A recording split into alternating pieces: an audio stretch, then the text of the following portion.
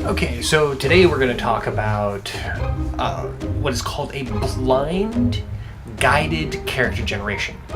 So this is something that I've been working on for a while.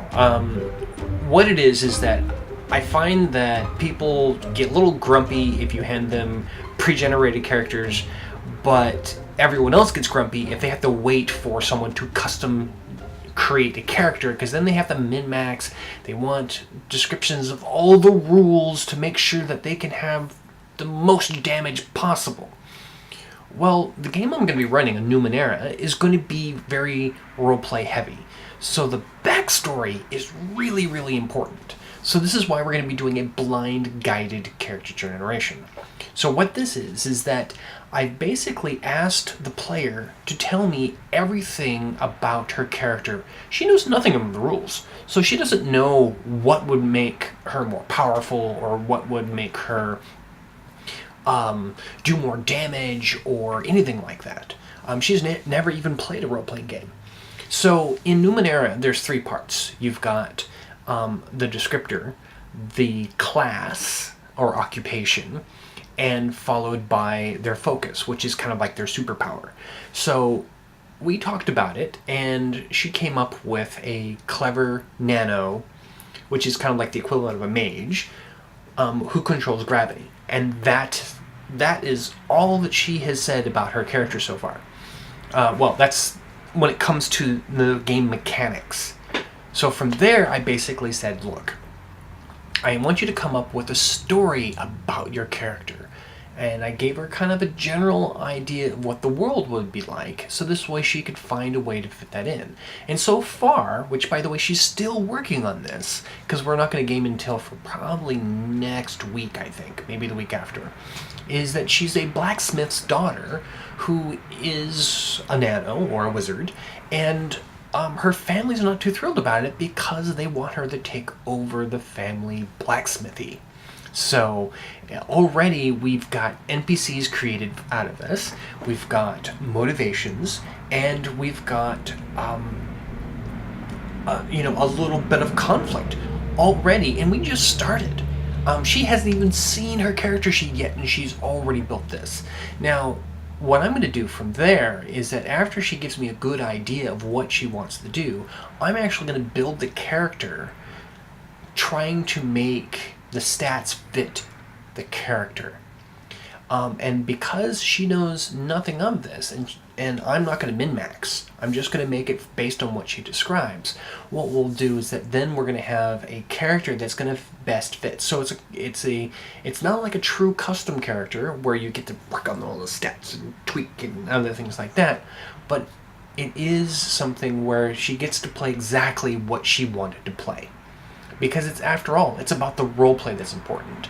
And because she's also a new player, it's not going to get her into any bad habits, which is, in my mind, min-maxing. It's all about the character and the story, and that's what she's focused on. So I'll give you updates on how that works.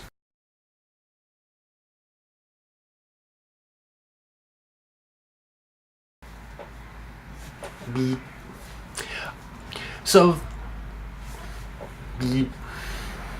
The next one is from Paul Garish, and he asks, how long does it take you to prep for a game or a session?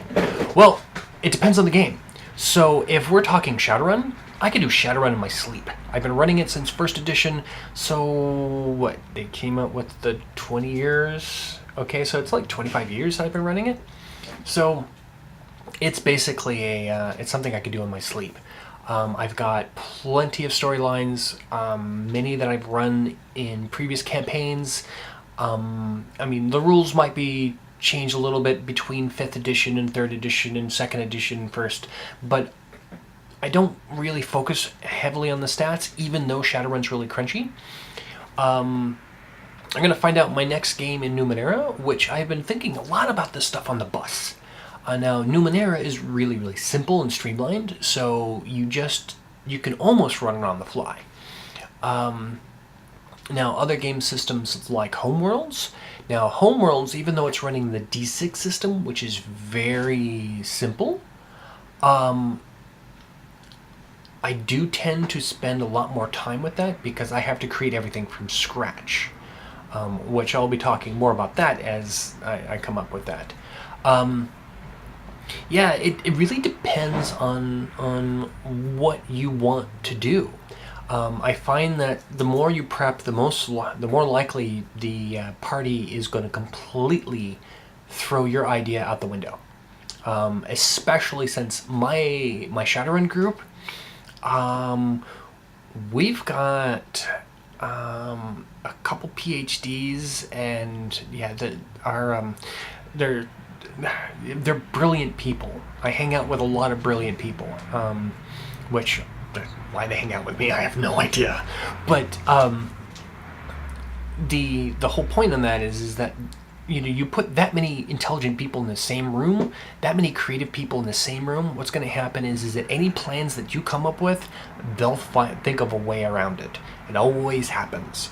So you got to find that balance between over prep and not enough prep. So I guess the idea is that if you prep something, think of it in terms of being modular. And I think that's a whole separate conversation.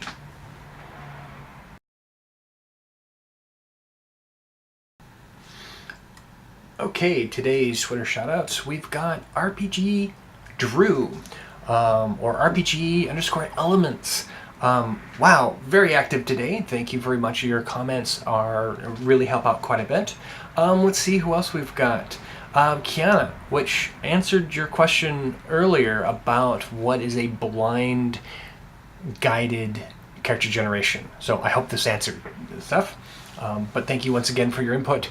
And then, of course, Orcs Unlimited. And then there was somebody else. Oh, yes. At the tabletop_DM. Wow. Okay. This guy has got a lot of opinions on role-playing. And I have to say, I agree with a lot of them. He's really passionate about the hobby. He's worth following. Okay. Well, there we go.